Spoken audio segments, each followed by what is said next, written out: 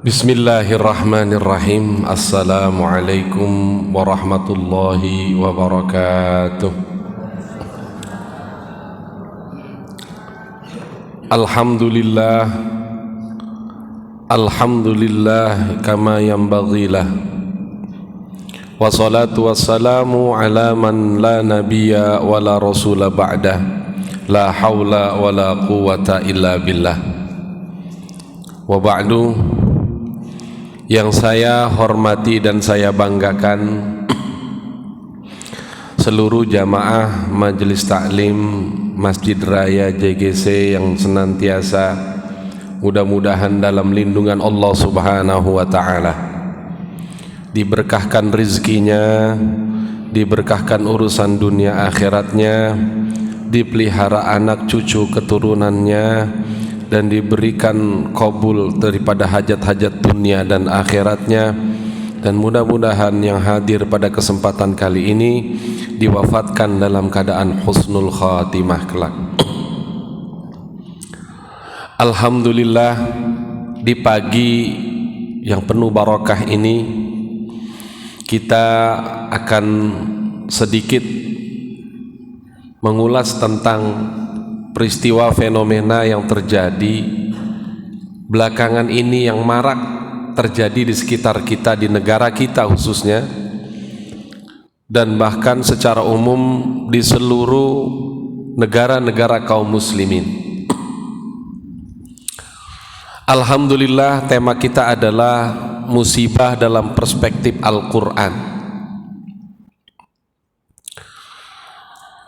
Kata musibah dulu yang perlu kita ketahui itu dalam kamus Al-Munawwir yang saya punya di rumah itu berasal dari kata asaba. Asaba bermakna bencana atau malapetaka. Itu musibah, Bapak Ibu. Apapun bentuknya, asal itu bencana dan malapetaka, itulah dikatakan sebagai musibah. Kata musibah ini dalam bentuknya, berbagai macam bentuknya, dalam Al-Quran diulang-ulang oleh Allah sebanyak 77 kali.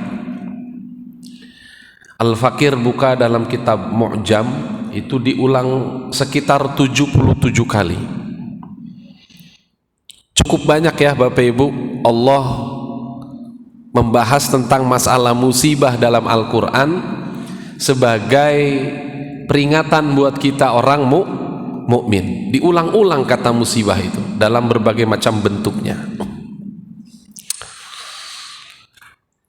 Maka dari itu, sebagai seorang muslim perlu kita ketahui mengapa harus ada musibah dalam kehidupan manusia. Dalam kehidupan kita, mengapa harus ada musibah? Dan karena apa musibah itu terjadi? Orang mukmin harus paham betul itu.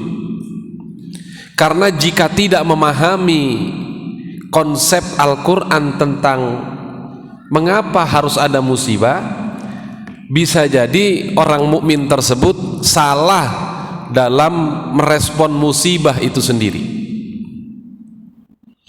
Dan ini fatal, baik secara kolektif seluruh umat Islam maupun secara personal, secara pribadi atau dalam skup kecil keluarga kita.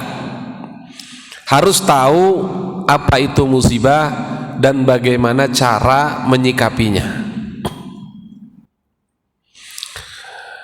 Bapak Ibu bisa buka di dalam Al-Quran surat Asy-Syura ayat 30. Kenapa musibah itu datang? Surat Asy-Syura ayat 30, Allah Subhanahu wa Ta'ala menginformasikan kepada kita.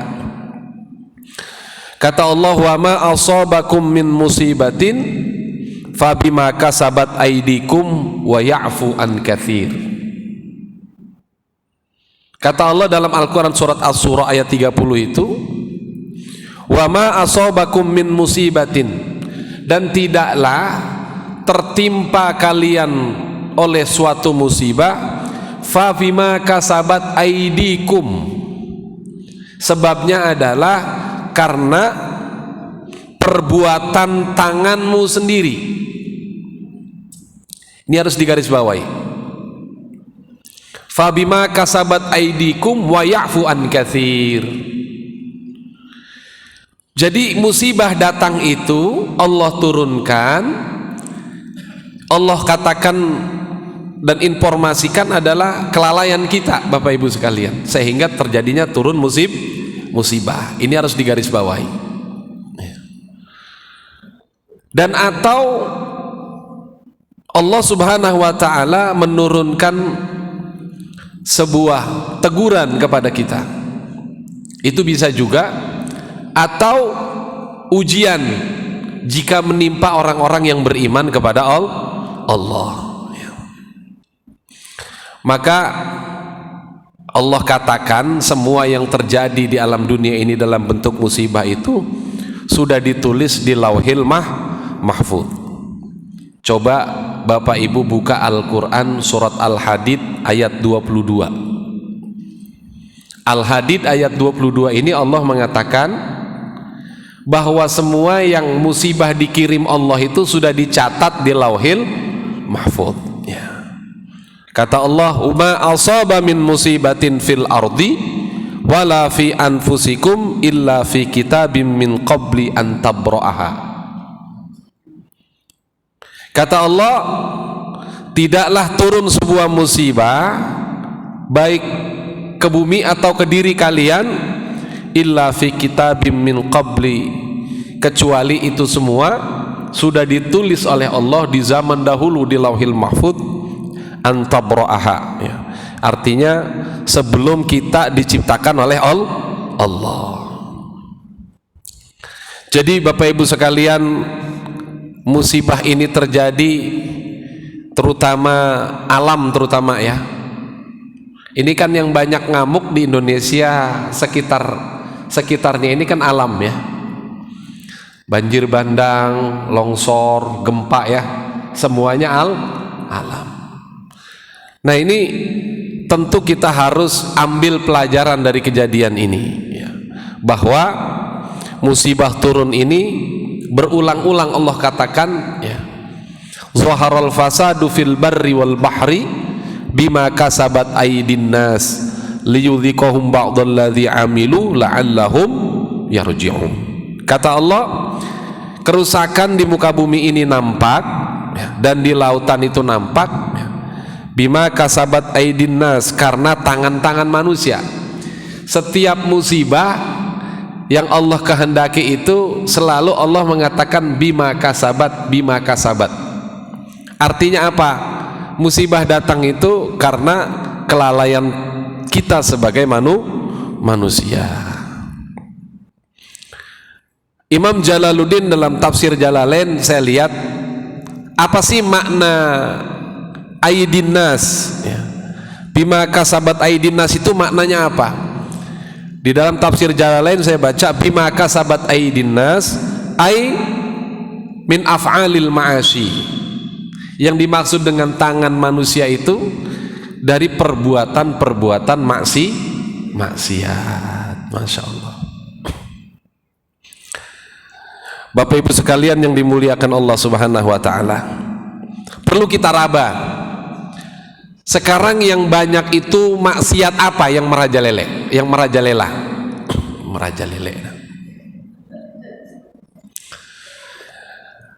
Saya tadi malam buka-buka kitab Tanbihul Ghafilin, Bapak Ibu. Saya buka kitab Tanbihul Ghafilin.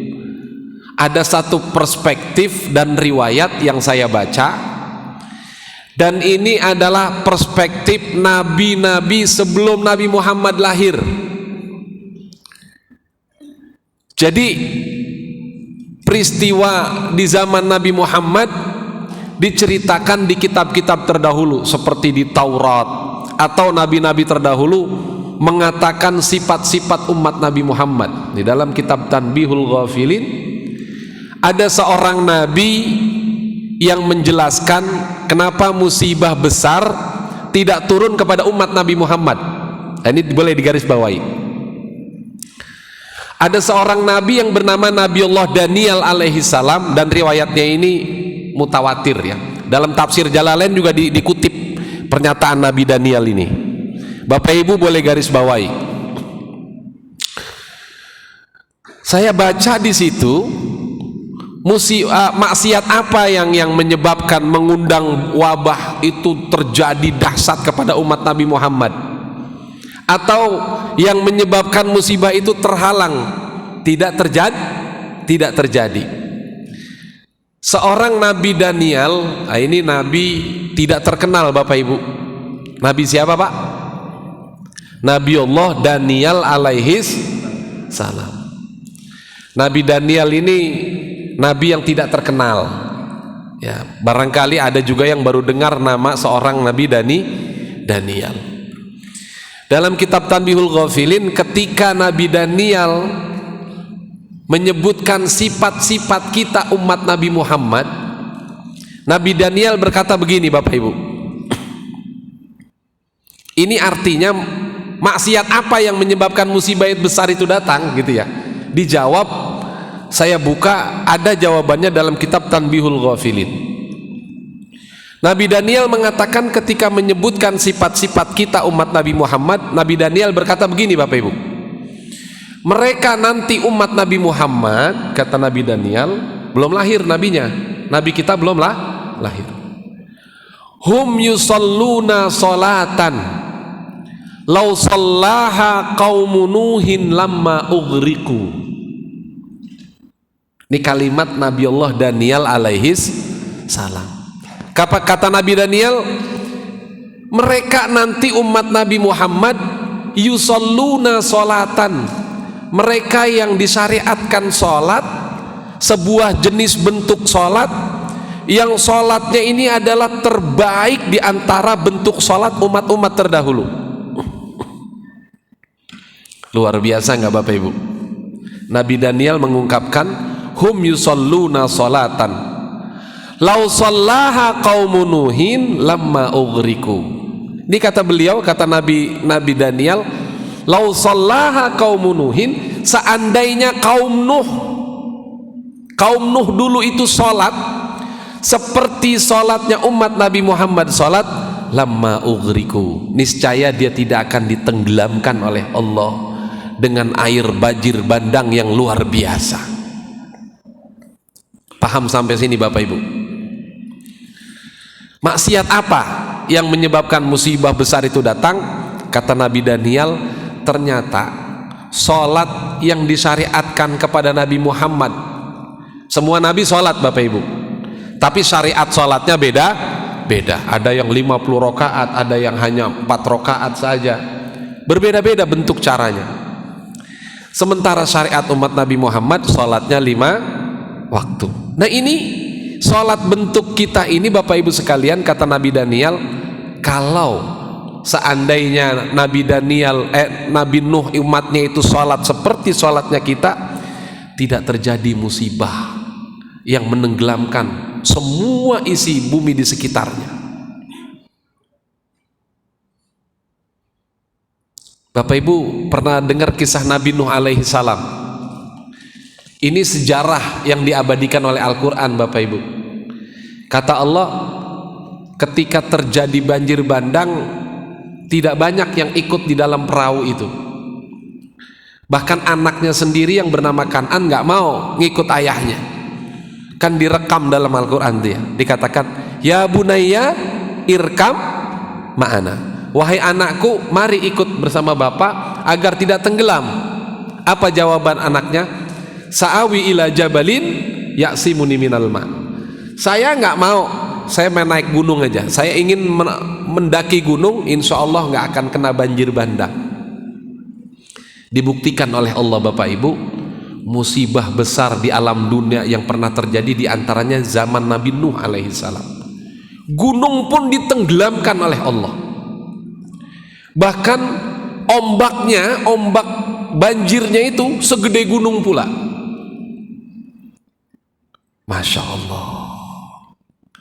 Dan ini Bapak Ibu Nabi Daniel mengatakan lau shallaha qaumu Nuhin, seandainya mereka salat seperti umat Nabi Muhammad salat, lamma ughriku, nggak akan terjadi itu. Kemudian Nabi Daniel juga mengatakan lau shallaha qaumu Adin lamma ursilat alaihim rihul akim, seandainya kaum Ad itu, pernah dengar kisah kaum Ad Bapak Ibu? Diazab dengan apa? Dengan musibah apa kaum Ad? Diazab dengan angin yang maha dahsyat, yang bernama dalam Al-Quran dikatakan rihul akim, angin yang menghancurkan segalanya, sehingga segalanya itu menjadi seperti serbuk dan debu. Ini Masjid Raya JGC kalau ada dihantam angin rihul akim seperti serbuk jadinya. Kebayang nggak musibah itu Bapak Ibu? Diriwayatkan bahkan sampai perut bumi pun ikut dikeduk, terangkat itu saking kerasnya angin itu rihul akim. Diabadikan dalam Al-Quran dengan kalimat atat alaihi illa ja'alathu karramim. Di Quran dikatakan ketika datang rihul akim itu, angin yang memporak-porandakan, menimpa siapa saja, illa ja'alathu karramim, tidaklah melainkan semua yang dihantam itu hancur seperti serbuk. Na'udzubillah min dzalik. Termasuk kita, kalau bangunan seperti serbuk, seperti debu, bagaimana kita manusia Bapak Ibu? Dan ini diabadikan oleh dalam Al-Quran musibah-musibah besar agar menjadi pelajaran buat kita sebagai manusia. Dan kita harus bersyukur Bapak Ibu. Sepanjang penelitian saya, barangkali saya hakul yakin ini, tidak pernah azab yang berat, yang besar diturunkan kepada Nabi Muhammad dan umat-umatnya. Kalau nabi-nabi terdahulu, nabinya masih ada, tapi azab sudah diturunin. Nah ini perlu kita garis bawahi kata kuncinya Bapak Ibu. Kata Nabi Daniel, lau shallaha qaumu Adin, seandainya kaum Ad sholat seperti sholatnya umat Nabi Muhammad yang kita kerjain 5 waktu, lamma ursilat alaihim rihul akim, niscaya tidak akan terkena angin yang menghancurkan segalanya. Masya Allah. Dan ini cocok dengan ayat Al-Quran Bapak Ibu. Riwayat ini cocok dengan semua ayat-ayat Al-Quran. Artinya apa? Saya dapat katakan sementara ya, kenapa musibah terjadi tidak pernah pergi dari Indonesia Bapak Ibu? Jamaah saya juga pernah ada yang bertanya waktu itu tahun 2000, belum lama ya, waktu corona lagi puncak-puncaknya, Pak Ustadz saya mau tanya, kenapa di Al-Furqan setiap minggu pertama saya isi baca kitab di Al-Furqan itu, ada jamaah yang nanya begini Bapak Ibu, Indonesia ini mayoritas Islam Ustadz, negaranya itu luas, isinya orang Islam semuanya, minoritasnya non muslim itu lebih sedikit, jumlahnya jauh lebih banyak, bahkan lebih besar umat Islam di dunia adalah adanya di negara Indonesia. Hafidz Quran di mana-mana, ulamanya di mana-mana, alim ulamanya, walinya juga banyak.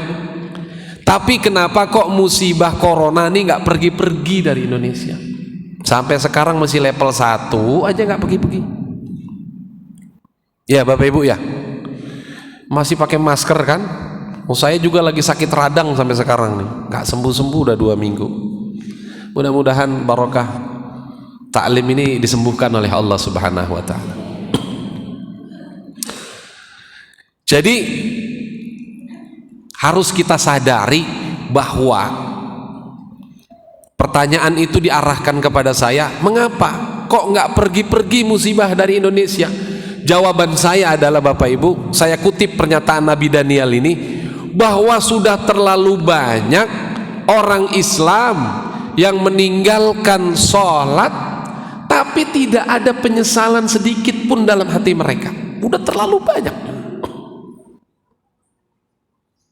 Jangan yang lain dulu ya.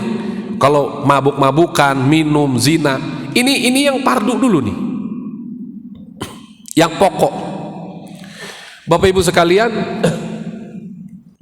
saya itu isi khutbah Jumat sampai ke Sarinah, ke Blok M, kementerian-kementerian BPN ya, di kementerian di Pejambon tuh, di Kemenlu, saya isi khutbah Jumat.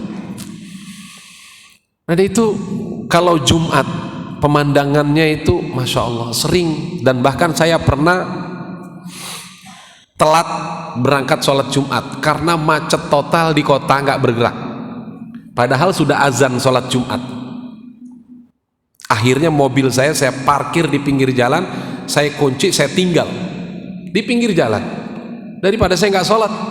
Dan itu yang makan, yang pada ketawa-ketawa, saya lihat itu penuh itu tempat-tempat makan, padahal khotib lagi ngomong itu, suaranya jelas, ittaqullah, ittaqullah, mereka ketawa-ketawa. Yang ada di benak saya, apa iya ini kok segini banyaknya orang non muslim semua? Ya ini Bapak Ibu sekalian. Jadi sholat 5 waktu ini Masya Allah.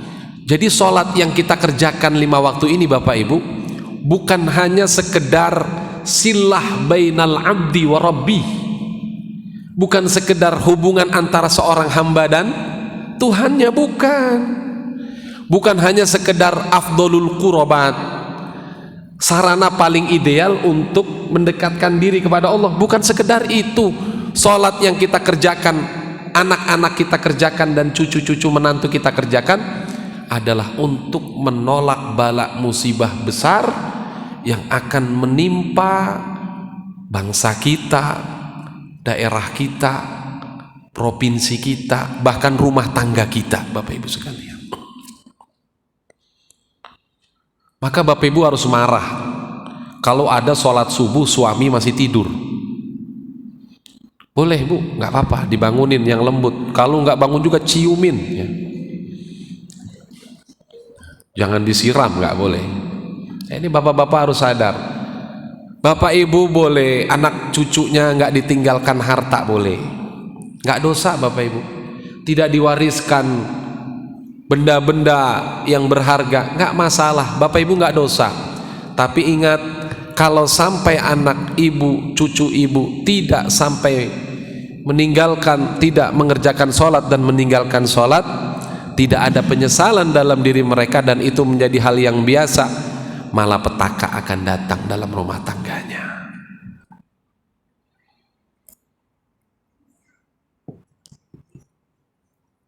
Coba musibah segitu besar, dan memang tidak ada Bapak Ibu musibah di zaman Nabi Muhammad terjadi itu nggak pernah. Kenapa? Karena sudah dinas dalam Al-Quran. Al-Quran, coba buka Al-Quran surat Al-Anfal ayat 33. Ini kenapa Nabi Muhammad itu umatnya selamat dari azab-azab besar seperti pada umat terdahulu. Tidak terjadi Bapak Ibu kepada umat Nabi Muhammad, tidak terjadi azab-azab besar itu. Ya ini yang terjadi corona.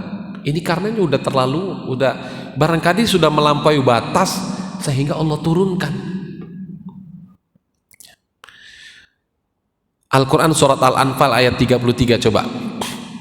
Dikatakan Allah sudah menjamin kepada umat Nabi Muhammad tidak turun azab dengan 2 syarat. Tidak turun azab dengan 2 syarat. Azab di sini Bapak Ibu, kalau kita berumah tangga, barangkali kita mohon kepada Allah agar rumah tangga kita tenang dan tentram, rizkinya berkah, anak cucu kita nurut, taat kepada Allah, lancar kewajiban-kewajiban Allah dikerjakannya. Ini kan namanya rumah tangga yang sakinah, kan begitu. Masalah rumahnya gede itu nomor sekian, betul ya Bapak Ibu ya. Yang penting rumah tangga itu terpenuhi syarat tadi itu. taat kepada Allah dan Rasulnya, taat kepada kedua orang tuanya, kemudian tidak meninggalkan hak-haknya Allah. Ini rumah tangga yang dikatakan sakinah, mawaddah, warahmah, itu yang begitu. Apa jaminan Allah kepada umat Nabi Muhammad jika memperoleh dua perkara? Yang pertama, kata Allah dalam Al-Quran tadi, surat Al-Anfal ayat 33, wa ma kana Allahu mu'adzibahum wa anta fihim. Hai Muhammad, wa ma kana Allah, dan tidaklah mungkin Allah mu'adzibahum liyu'adzibahum, mengazab mereka umat Nabi Muhammad dan orang-orang yang ada di zaman Nabi Muhammad, wa anta fihim, kata Allah, sedangkan engkau Muhammad berada di tengah-tengah mereka. Azab nggak turun Bapak Ibu. Dahulu ketika ada Nabi Muhammad, azab nggak diturunkan Allah. Dasarnya apa? Al-Quran jelas sekali Allah mengatakan, wa ma kana Allahu liyu'adzibahum wa anta fihim, gak akan turun sedangkan kau berada di tengah-tengah mereka. Ini hebatnya. Inilah Bapak Ibu yang membedakan Nabi kita Muhammad dengan nabi-nabi terdahulu. Kalau nabi terdahulu, nabinya masih ada, azabnya sudah diturunin. Betul nggak? Nabi Nuh tuh sampai bikin kapal, sampai dicerca oleh rakyatnya. Hadza rajulun junun. Ini adalah laki-laki yang gila, masa di tengah terik panas matahari bikin perahu. Nabinya masih ada, tapi azab diturunin. Begitu juga kaum Ad, begitu juga kaum Sodom, nabinya masih ada, azab sudah diturunin, tapi tidak untuk Nabi kita Muhammad sallallahu alaihi wasallam. Itu tadi dasarnya Al-Quran surat Al-Anfal ayat 33. Jadi selama ada Nabi Muhammad, azab itu nggak turun. Mafhum mukhalafahnya Bapak Ibu, kalau sekarang Nabi Muhammad sudah tidak ada, artinya apa? Selama ajaran-ajaran Nabi Muhammad masih diamalkan dan masih dipakai, wa ma kana Allahu liyu'adzibahum. Maknanya begitu. Mafhum mukhalafah. Makna kebalikannya seperti itu. Artinya selama ajaran-ajaran Nabi Muhammad ada di tengah-tengah kita, wa ma kana Allahu liyu'adzibahum, maka niscaya Allah nggak turunin musibah dalam kehidupan kita. Amin ya Rabbal. Itu syaratnya Bapak Ibu. Nah maka di sini sholat,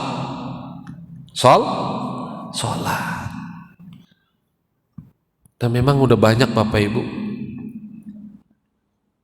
sholat subuh saja prihatin. Saya tuh sering banyak ngajar di beberapa tempat ya nggak banyak sih, subuh ya ada beberapa tempat ya, subuhnya nggak banyak orangnya. Nggak tahu kalau di masjid JGC ini penuh ya, 1,5. Walhamdulillah.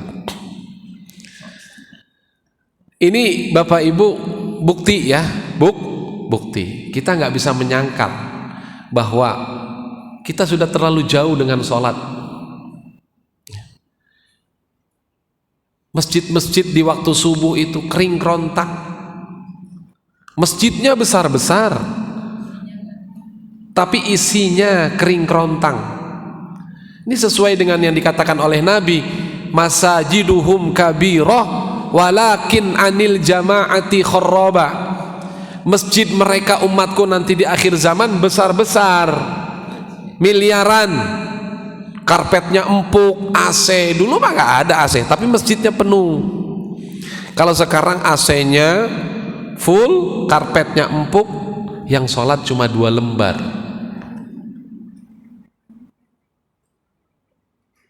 Walakin anil jama'ati kharraba, tetapi jamaahnya kering kerontang. Ini kajian aja nggak tahu banyakan mana dengan yang di lapangan sana Bapak Ibu.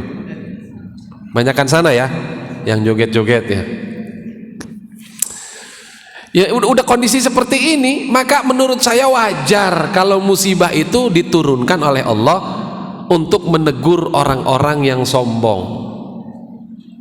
Siapa orang yang sombong? Orang yang lupa terhadap hak-haknya Allah dalam kehidupannya. Kalau ada musibah kan dia mikir, ya Allah, iya, bumi bisa hancur. Nah sekarang kalau udah diazab seperti ini nggak merenung juga, akan ada, na'udzubillah, mudah-mudahan tidak terjadi, musibah besar. Terus beruntun Pak. Karena apa? Tadi itu syaratnya, selama terus terulang-ulang keadaan itu, maka Allah juga akan ingatkan sebagai teguran buat orang-orang yang lalai.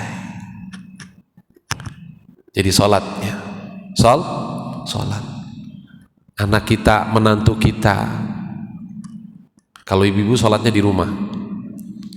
Bapak-bapak nih, ya, saya tuh perhatikan memang sholat subuh itu ya memang dua aja cirinya kalau sholat subuh. Yang pertama, shopnya itu nggak penuh. Yang kedua, pelakunya ya itu aja. Itu sholat subuh tuh ciri khasnya. 4L, lo lagi. Kata malaikat, ya udah pastilah nggak jauh dari orang-orang itu.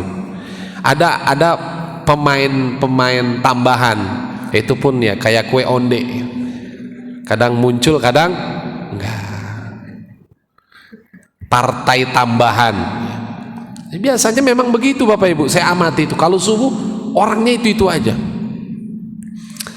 Dan maka kita bersyukur, mumpung masih sehat Bapak Ibu, jangan sampai menunggu musibah datang dalam kehidupan kita. Kita ini diberikan sehat dan afiat. Orang yang sempurna kesehatannya adalah orang yang sehat wal afiat.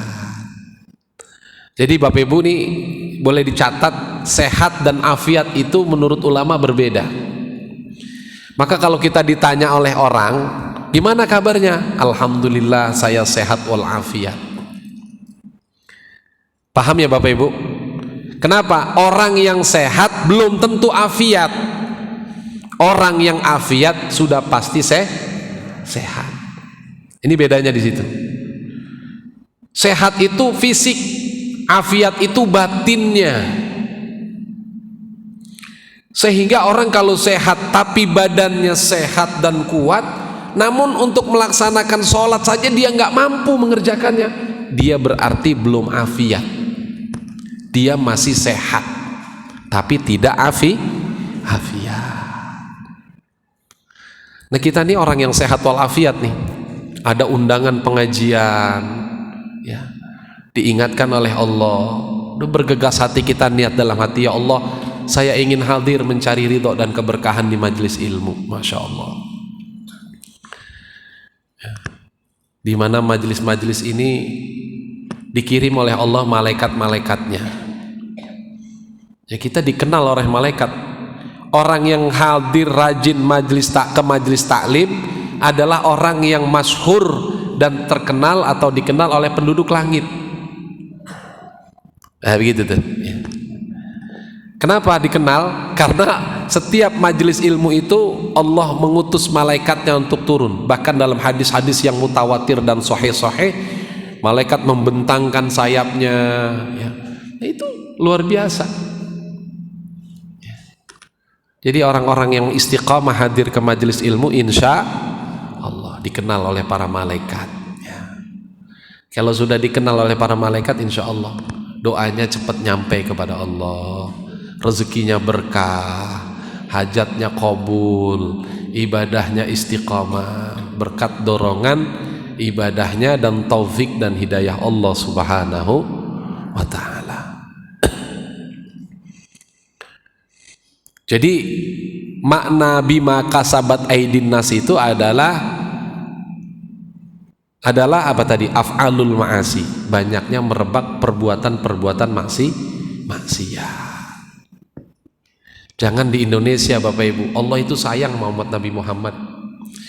Di Arab Saudi aja yang kita kenal dengan Syarifain, dalam kitab Khulasah Nurul Yakin tuh saya baca, kenapa Arab Saudi, Makkah, Madinah dinamakan Syarifain, itu ada alasannya Bapak Ibu. Ternyata alasannya adalah karena Makkah, Madinah itu adalah ba'dul akhirah, sebagian dari kehidupan akhirat. Tuh saking mulianya Makkah, Madinah tuh dikatakan syarifain, mulia dua-duanya itu, Makkah Madinah, karena memang sebagian daripada kehidupan akhirat. Maknanya gimana Bapak Ibu? Ya kita kalau berangkat haji terkadang dizohirkan dosa-dosa kita oleh Allah di sana. Ada balasannya dari Allah. Saya punya jamaah, dia kepala security haji, bukan di JGC, bukan ya, ini di mana-mana gitu ya. Ratib saya yang ratibin, lepas saya yang lepas, dan saya doakan. Pulang dia ngomong sama saya, Ustaz, ya Allah, katanya, saya di sana saya hitung hampir 13 kali kepala saya dijotos, diinjak dan dipukul. Banyak banget 13 kali. Iya Ustaz, saya sedih, katanya. Loh, emang kenapa? Saya jadi ingat perbuatan saya. Saya sering nampar anak buah saya di lapangan kalau salah. Sering saya tempeleng kepalanya.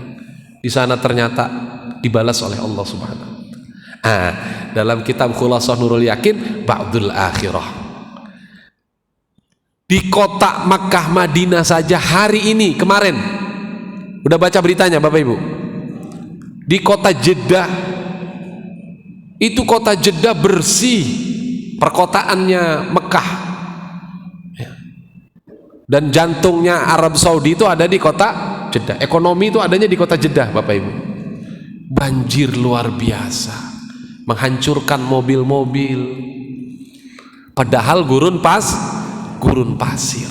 Sejarah ini Bapak Ibu.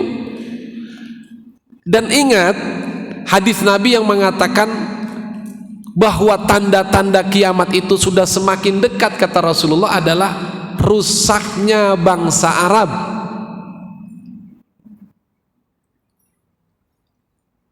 Coba kita perhatikan, saya nggak mau bahas terlalu jauh Arab Saudi ada apa saat ini ya, ada kegiatan apa saja oleh pemerintahnya, perayaan-perayaan apa ya yang dilakukannya, saya nggak mau bahas. Yang jelas Allah langsung tegur itu.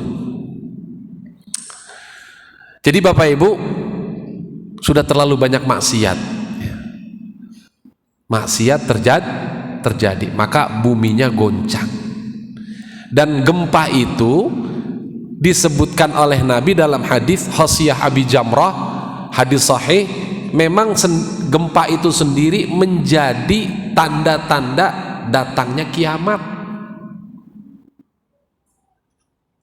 Kata Nabi, la taqumus sa'ah, tidak akan terjadi, tidak akan dekat sekali terjadi kiamat sa'ah, sehingga terjadi kasratuz zalazil, banyaknya terjadi gempa, sering terjadi gempa.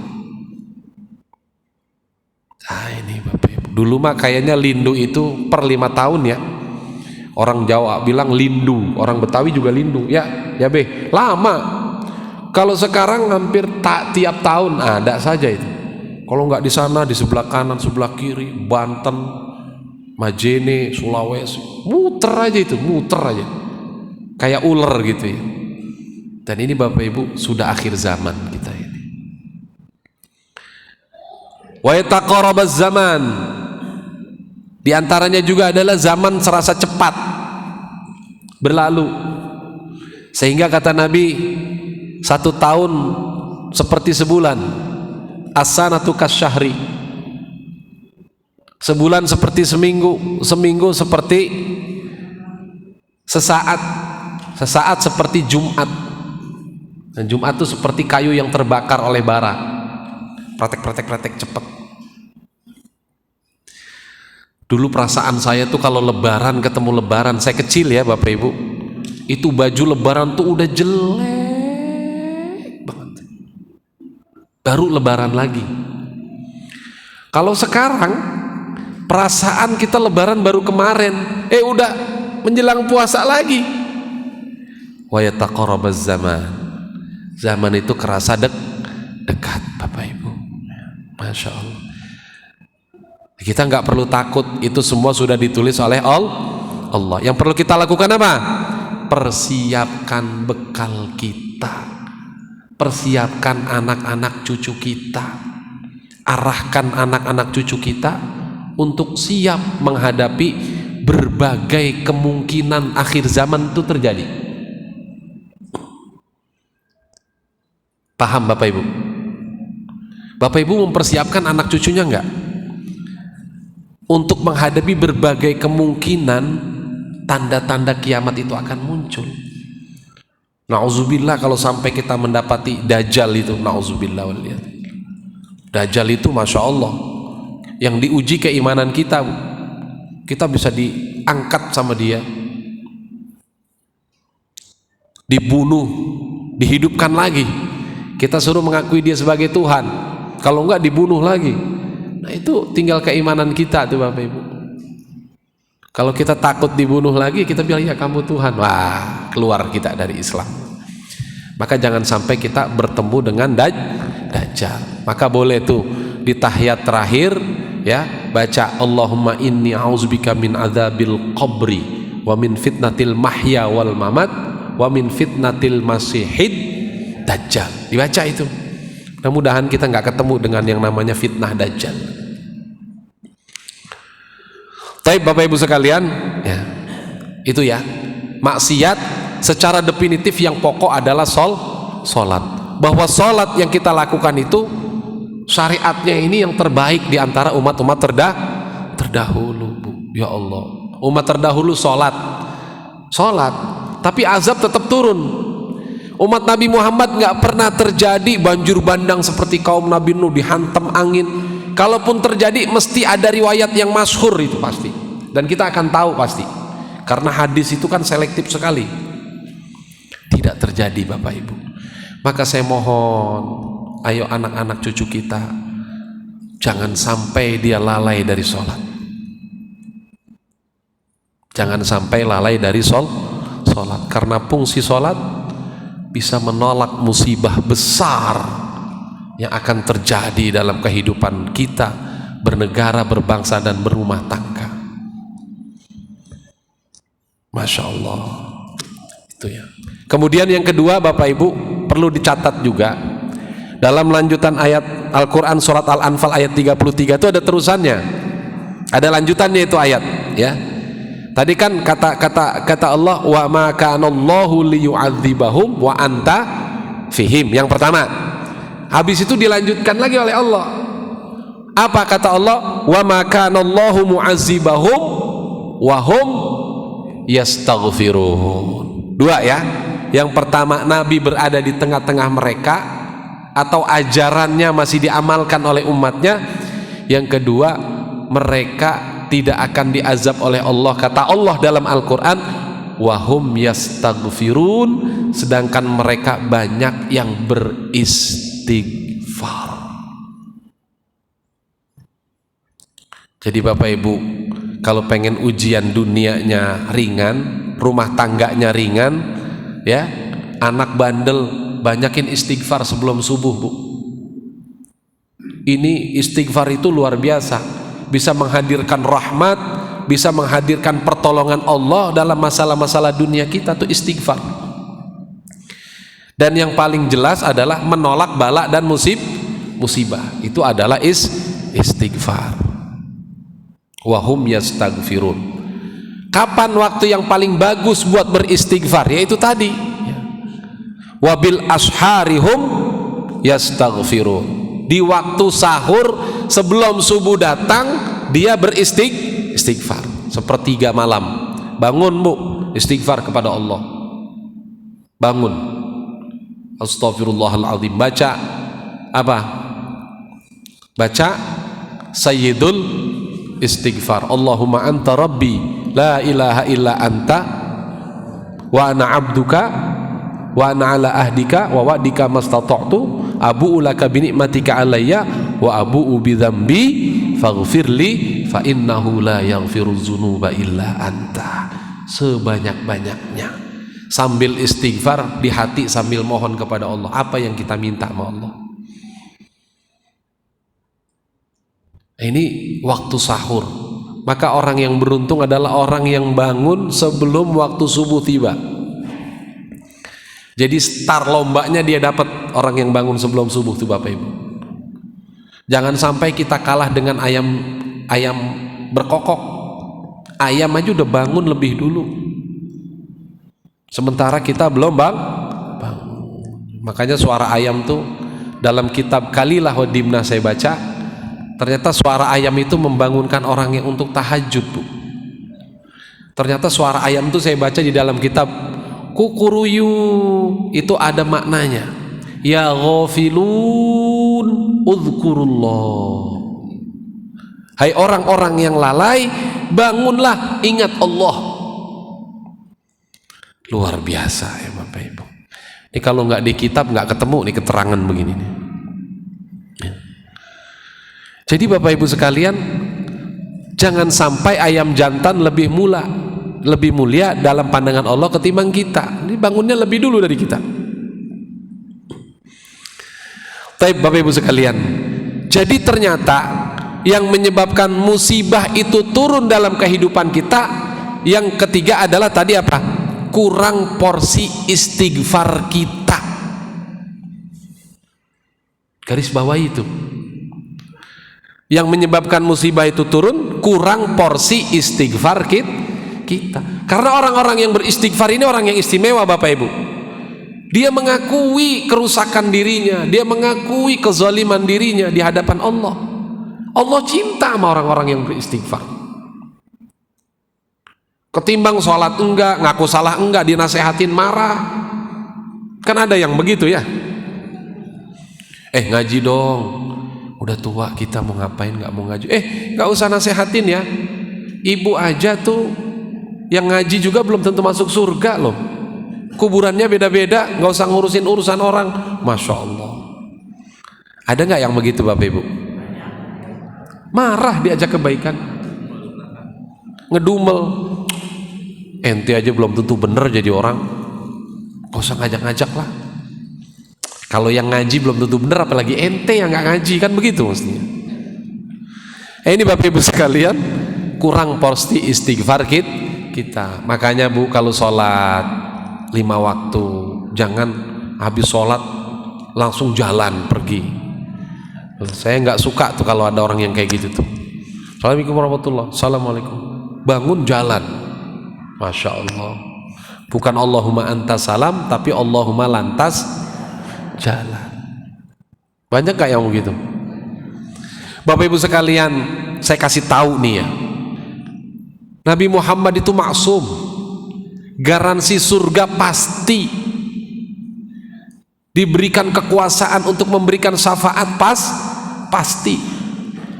Baca riwayat hadis-hadis sahih tentang bagaimana Nabi kita beristighfar. Berapa kali Bu? Nabi Muhammad dijamin masuk surga. Setiap hari istighfar tidak kurang dalam 100 kali jumlah istighfar. Nabi Muhammad setiap hari 100 kali istighfar. Kita berapa kali? Cepek ada cepek, gocap dah gocap, jigo ada jigo, gak ada. Ini kita introspeksi ya Bapak Ibu ya. Kita kurang porsi istighfar kita kepada Allah. Padahal kalau kita normal aja istighfar habis sholat kan 3 ya Beh ya. Astaghfirullahaladzim, astaghfirullahaladzim, astaghfirullahaladzim, alladzi la ilaha illa wal hayyul qayyum wa atubu ilaihi min jami'il ma'asi waz sunum. 3 kali. Kali 5 berapa? Baru 15 kali. Itu juga kalau zikir. Kalau istighfar. Kalau yang nggak doyan istighfar nggak bisa ada istighfar. Allah, Bapak Ibu sekalian, Rasulullah jaminan surga, garansi istighfarnya sama Allah sehari berapa kali? 100 kali. Ini riwayat yang sahih 100 kali. Ada riwayat memang 70 kali. Maka Bapak Ibu sekalian, musibah ini adalah datangnya dari diri kita sendiri, bukan dari Allah. Musibah ya. Allah mah pengennya kita tuh enak-enak aja Bapak Ibu. Allah tuh pengennya kita nyaman, bahagia hidup di dunia, berdasarkan landasan syariat Islam di bawah naungan Al-Quran. Pengennya Allah begitu. Maka dalam Al-Quran surat An-Nisa ayat 79, di Al-Quran surat An-Nisa ayat 79 itu ada tuh kalimat, Allah jelas sekali mengatakan, kata Allah dalam Al-Quran surat An-Nisa ayat 79, ma asabaka min hasanatin faminallah wa ma asabaka min sayiatin famin nafsik. Benar nggak, Bu? Yang baik-baik itu datangnya dari Allah, yang jelek-jelek itu datangnya dari kita. Allah mah pengennya kita baik, Allah mah pengennya kita bahagia, Allah pengennya kita tenang, tentram, anak cucu kita berkah, rumah tangga kita sakinah, mawaddah, warahmah. Itu maunya Allah. Tapi kadang-kadang kita ambil cara sendiri. Betul nggak Bapak Ibu? Disuruh ngaji agar ada suplai nasihat ke dalam hati yang melembutkan hati, nggak pernah mau ngaji. Suruh baca Al-Quran sama Allah sama Rasul, nggak pernah nyolek Al-Quran. Kalau nyolek ini sering. Lagi ngaji main HP, update 100, alhamdulillah ngaji, padahal sekali doang ngajinya.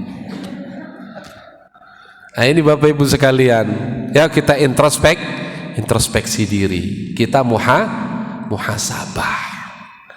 Jadi musibah ini ada skala besar, Bu, seperti di Cianjur ada musibah skala kecil, musibah iman, musibah Islam yang terjadi kepada anak cucu kita. Siapa bentengnya? Kita, orang tua. Orang tuanya harus ngaji, baluri orang tua itu dengan ilmunya Allah, dengan ilmu Al-Quran, dikenal oleh malaikat, menjalankan hak-hak Allah, banyak istighfarnya, insya Allah takfika an kulli syai', insya Allah kelar urusan kita semua Bapak Ibu di alam dunia ini, insya. Maka Bapak Ibu sekalian, mari kita jadikan musibah yang terjadi di sekitar kita ini sebagai ibrah, pelajaran. Kalau ada orang yang kena musibah, kita ucapkan inna lillahi wa inna ilaihi raji'un. Kalau ada saudara kita, tetangga kita yang kena musibah, jangan kita ribahi, jangan kita bantu. Jangan kita ribahi. Musibah apa misalnya, ya, nauzubillah, terjadi dalam rumah tangga, jangan pernah kita ribahi, jangan. Karena ada pepatah Arab yang mengatakan la tu'ayyib la tubtalak. Jangan suka menghina, mencemooh, la tubtalak, nanti akan bisa memantul kebalikannya ke kita. Jangan. Ada orang dalam rumah tangga terkena musibah rumah tangga, jangan kita ribahi, nanti akan bisa terkena kita. Ada anak orang tersandung narkoba, doain,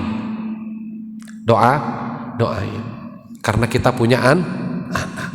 Saya sering diingatkan sama istri saya, kalau kita lagi membahas, dia bilang doain aja, kita punya anak. Jangan sampai ya kita nanti diuji juga oleh Allah, na'udzubillah min dzalik. Ya, Bapak Ibu sekalian, itulah musibah. Ya, barangkali kalau dibahas lebih luas terlalu panjang, ya, karena sudah pukul jam 9 lewat. Ya, insyaallah kita akan lanjut dengan tanya jawab, karena habis ini saya mau jemput istri saya. Ya, istri saya ngaji juga di kota, ya, tadi saya antar pagi-pagi. Ya. Bapak Ibu sekalian yang dimuliakan Allah Subhanahu wa taala, itulah sebab mengapa ada musibah dan bagaimana orang mukmin menyikapi musibah dan apa yang harus kita lakukan saat musibah datang. Itulah gambaran-gambaran Allah dalam Al-Quran dan dalam sunnah-sunnah Nabi kita Muhammad sallallahu alaihi wasallam. Barangkali ada yang mau bertanya dari Bapak Ibu saya persilahkan dengan segala hormat.